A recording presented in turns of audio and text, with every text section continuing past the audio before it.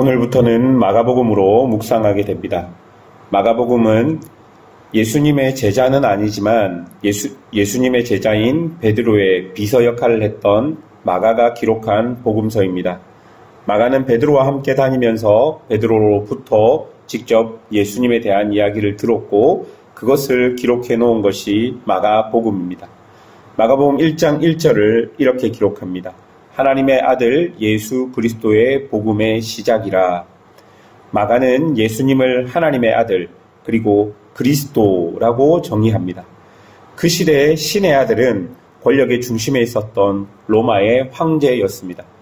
아무도 베들레헴 마구간에서 태어나 나사렛에서 자란 목수의 아들 예수를 하나님의 아들이라고 생각하지 않았습니다.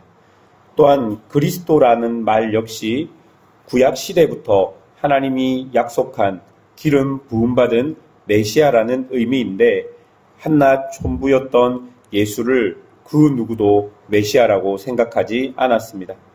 그런데 마가는 예수님을 하나님의 아들 그리고 그리스도라고 자신의 글 처음부터 선포하듯이 기록하고 있는 것입니다.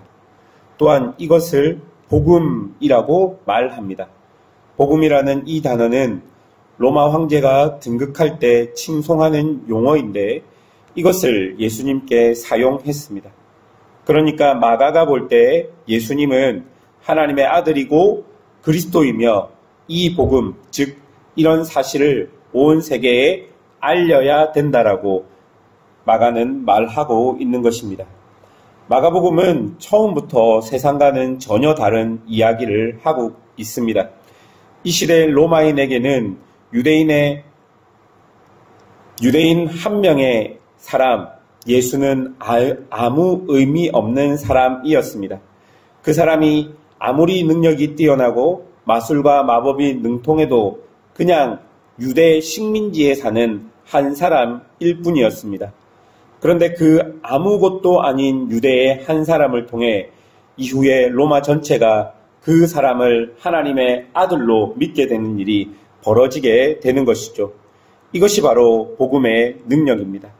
세상은 복음을 아무것도 아니라고 말하지만 예수님이 하나님의 아들이고 그리스도라는 이 복음은 마치 스스로 살아있는 것처럼 자라나서 결국은 하나님의 나라를 만들어낼 것입니다. 이런 복음을 정의하고 난 뒤 마가복음은 바로 이어지는 이야기로 세례 요한의 이야기를 기록하고 있습니다. 세례 요한은 예수님의 길을 예비하는 사명을 받은 사람입니다. 그는 예수님보다 6개월 먼저 태어났고 예수님보다 먼저 요단강에서 사람들에게 세례를 주며 자신 뒤에 오실 예수님을 소개하고 있었습니다. 이런 세례 요한의 사명은 옛 선지자 이사야를 통해 예언되었는데요. 2절에서 3절을 보면 이렇게 기록합니다. 선지자 이사야의 글을 보라. 내가 내 사자를 내 앞에 보내노니 그가 내 길을 준비하리라. 광야에 외치는 자의 소리가 있어 이르되 너희는 주의 길을 준비하라 라고 기록합니다. 그런데 많은 유대 사람들은 세례 요한이 이스라엘을 구원할 엘리야와 같은 메시아인 줄 알았습니다. 왜냐하면 그가 입은 복장이 엘리야와 같았고 또한 그가 요단강에 나타났기 때문입니다.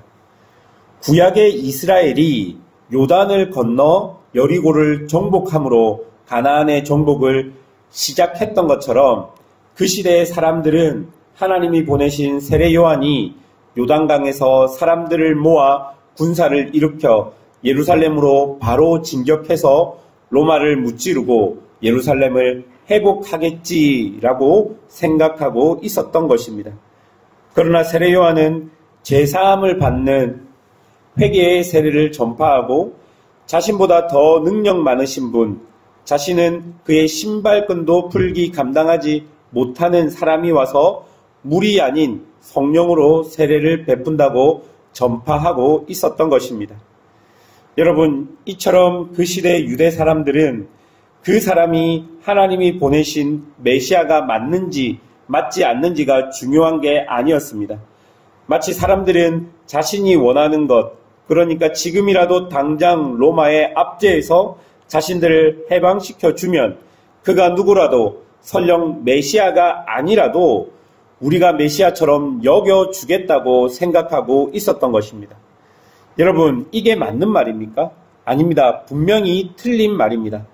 그러나 사람들은 자신의 소원을 이루어 준다면 그가 누구라도 메시아로 여길 수 있다 생각하며 메시아를 자신의 욕망을 이루어주는 분이라고 믿고 있었던 것입니다. 사랑하는 여러분, 우리가 신앙생활을 할 때 가장 깊이 생각해야 하는 부분이 바로 이 부분입니다. 신앙은 내가 이루고 싶은 것을 내가 믿는 존재의 능력을 통해 이루는 것이 아닙니다. 그것은 신앙이 아니라 기복입니다. 신앙은 내가 믿는 존재가 능력이 많기에 내가 원하는 것이 아니라 그가 원하는 것이 나에게 가장 좋고 선하다는 것을 인정하고 그의 원함대로 살아가는 것입니다. 한마디로 나의 욕심과 탐욕이 아니라 하나님의 뜻을 나를 통해 이루어지기를 소망하며 내 욕망과 탐욕을 잠재우는 것이 바로 신앙입니다. 여러분, 그 뒤에 이어지는 예수님의 모습을 보십시오. 9절 이후부터 보면 예수님은 세례를 받을 필요가 없지만 자신을 통한 하나님의 뜻을 이루기 위해 요단강으로 가서 세례를 받습니다. 이제 예수님의 삶은 철저하게 하나님의 뜻과 계획을 따라 십자가로 향해 나아가게 될 것입니다. 지금 예수님이 우리에게 보여주신 이 삶은 자신의 꿈과 소망을 하나님을 통해 이루는 것이 아니라 하나님의 뜻을 자신을 통해 이루어가는 예수님의 모습, 즉 십자가의 길을 가는 예수님의 모습을 우리에게 보여줍니다. 마가복음이 끝날 때까지 예수님이 살아가신 삶을 우리에게 조명해주며 예수가 살아갔던 십자가의 길을 너희들도 함께 따라오라 우리에게 이야기하고 있습니다. 이렇게 십자가의 길을 따라갈 때 우리에게 가장 중요한 것은 내 탐욕을 버리는 것입니다. 내 탐욕이 아니라 오직 하나님의 뜻을 쫓아가는 삶, 그리고 그 삶을 통해 하나님의 놀라운 일이 우리 삶 속에서 일어날 거라고 생각하는 것, 그리고 그 길이 가장 선한 길이라는 것을 믿는 것이 바로 마가복음이 우리에게 보여주는 예수의 길이고 믿음의 길일 것입니다. 우리는 이제 몇 주 동안 마가복음을 묵상하며 이런 예수의 길을 보게 될 것입니다.